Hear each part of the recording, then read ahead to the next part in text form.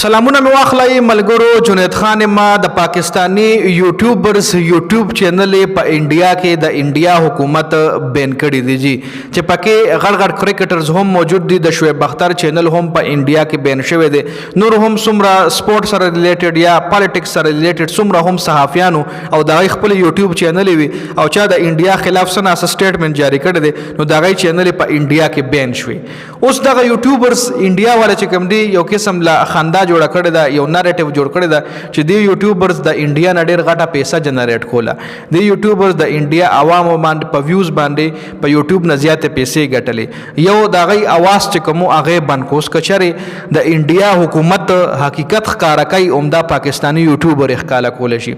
ځکه نن سبا دور چې کوم دی د سوشل میډیا دی او الکترونیک میډیا خو یو داسې ده چې هغه خو د حکومت خوښه ده چې تاله څه ښایي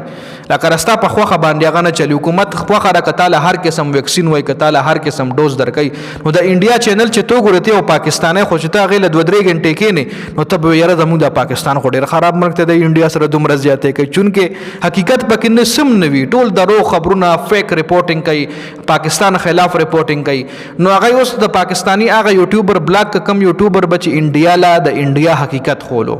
کشمیر چې کوم واقع شوی دی کې د پاکستان هیڅ قسم انوالومنت نشته ری. پاکستان اړو دا کړی نه ده خو الزام په پاکستان لګي یو دل طرف دې طرف نه پاکستانی یوټیوبر چې څومره هم یا پالیټکس سره ریلیټډ چې څومره هم یوټیوبرز نو هغه انډیا له وی چروره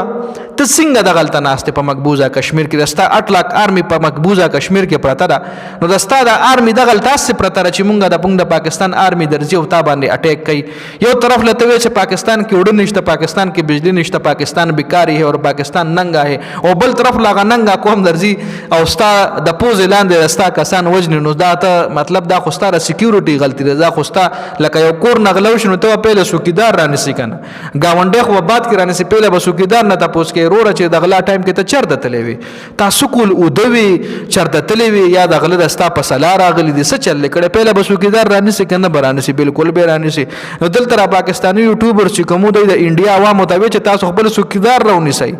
دا زمونږه انوالومنت دی کې نشته دی کې د پاکستان آرمی انوالومنت نشته او عمده خبره ولا بار بار کوله یو طرف ته خو تاسو وایي چې پاکستان داسې نو بیا څنګه دغه پاکستان درځي او د تاسو د 8 लाख فوج د پوز لاندې د تاسو کسان وجنی لکه تاسو کسان د غلطه نشته د تاسو آرمی د غلطه نشته تاسو د خپل آرمی نه پوښتنه وکړي. نو په دغه قسم ویډیوز وایرل کېدلو نه پس د انډیا چې کوم حکومت ته خو یری چې دا خو پاکستانیان زمونږ عوامو له زمونږ حقیقت ښکاره کوي نو بسای لګېدلې دي د پاکستانی یوټیوبرز ټول چینل یې بلاک کړی دي کاغه سپورت سره ریلیټډ دي کاغه صحافت سره کاغه مطلب سیاست سره ریلیټډ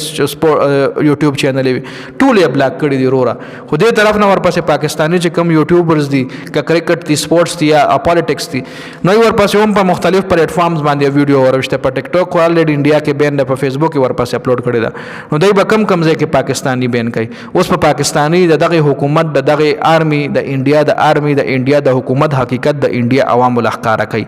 تاسو دې حواله سره لرئ کمنټ لازمي وکړئ.